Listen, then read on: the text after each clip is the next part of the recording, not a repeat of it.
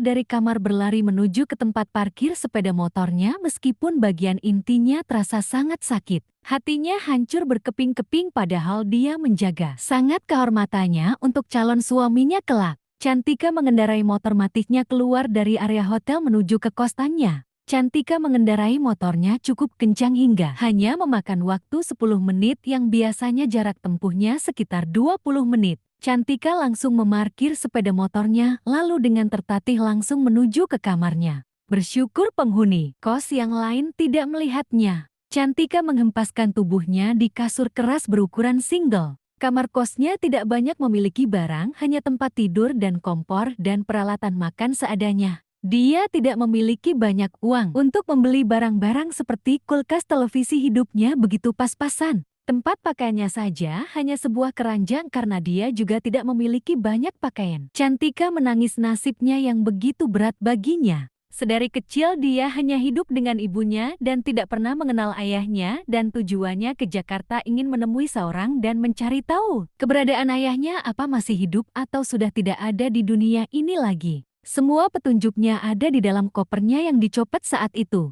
Hanya 3 nama yang ada diingatnya. Salah satunya adalah Jimmy dan orang itu yang harus dia cari. Sementara di kamar hotel, Rico menatap putrinya dengan tatapan tajam. Gadis muda yang baru akan mencari sekolah menengah itu tidak berani melihat sosok ayahnya yang terlihat menyeramkan.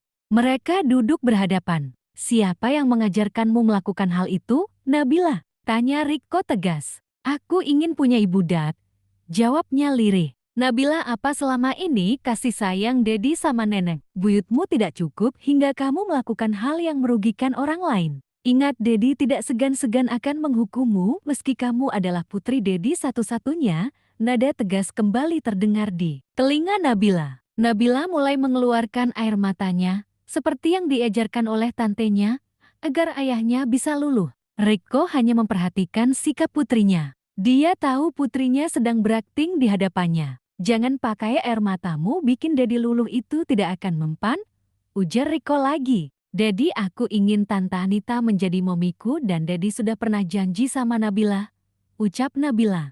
Menagih janji ayahnya saat dia pernah nama dan tidak mau makan sama sekali, dan Rico menjanjikan hal itu. Rico tidak memiliki perasaan apapun dengan Anita, sepupu dari almarhum istrinya. Hanya ada rasa terima kasih karena Anita sudah membantu merawat Nabila saat Farah pergi meninggalkan mereka untuk selamanya karena penyakit yang dia derita.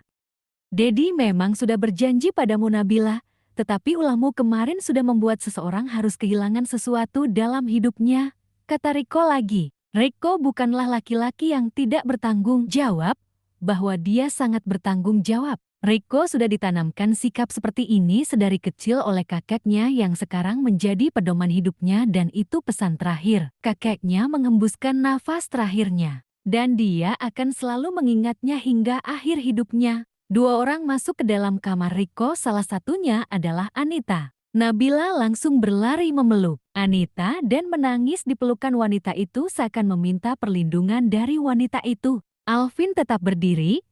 Dia tahu majikannya sedang memarahi putrinya yang sudah bertindak keterlaluan.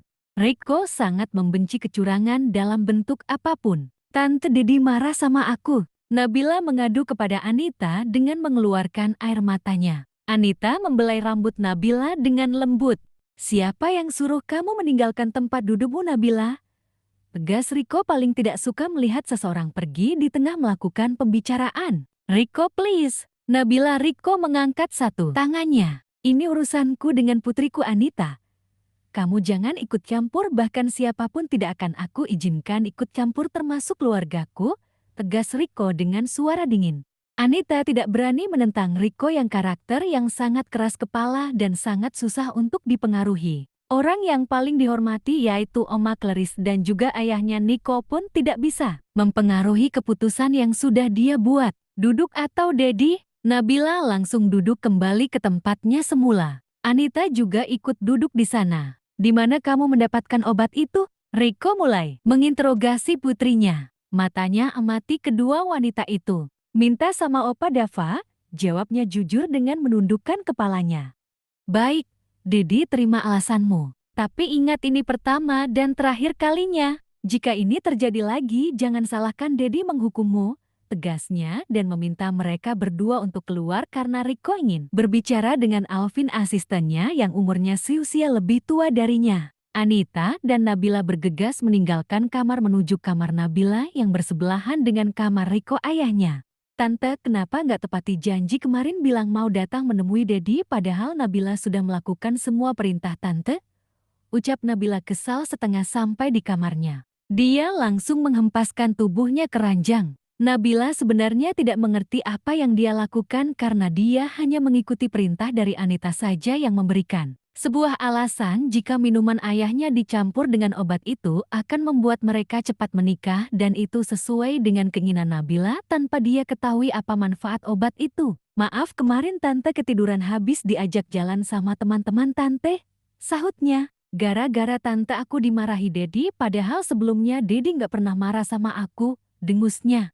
Lalu siapa yang kemarin ke kamar Dedi kamu? Tanya Anita mengorak informasi. Tahu tuh, Dedi cuma bilang apa yang aku lakukan membuat orang lain yang harus menanggung akibatnya, sahutnya. Kamu tahu siapa wanita yang Dedi kamu maksud? Tanya Anita duduk lebih mendekat. Emang harus wanita ya tante? Tanyanya kebingungan. Kan bisa jadi Uncle Alvin atau bodyguard Dedi yang lain tapi yang sering masuk ke kamar Dedi cuma Uncle Alvin. Ucapnya polos. Anita memijit keningnya. Tidak mungkin dia menjelaskan secara gamblang kepada Nabila bisa-bisa dia digantung oleh Riko. Nanti kalau ada perempuan yang ke kamar Dedi kamu, kasih tahu tante ya, kita minta maaf sama wanita itu. Sahutnya memberikan alasan kenapa Nabila yang pada dasarnya memiliki sifat yang baik hati. Iya tante. Nanti Nabila kasih tahu. Nabila tanya sama dulu Uncle Alvin, ucapnya dengan polosnya. Tapi jangan bilang-bilang sama Alvin ya kalau tante yang suruh. Nabila mengangguk tanda dia mengerti. Karena masih pagi Anita memesankan sarapan untuk Nabila sebagai bentuk perhatiannya pada keponakannya itu. Anita begitu menginginkan Riko jadi dia harus membuat Nabila tergantung dulu pada dirinya. Wanita itu sudah ditemukan. Tanya Riko tegas. Dia bekerja di restoran yang kemarin mengirimkan makanan, hanya saja sekarang dia libur. Tuan, lapor Alvin.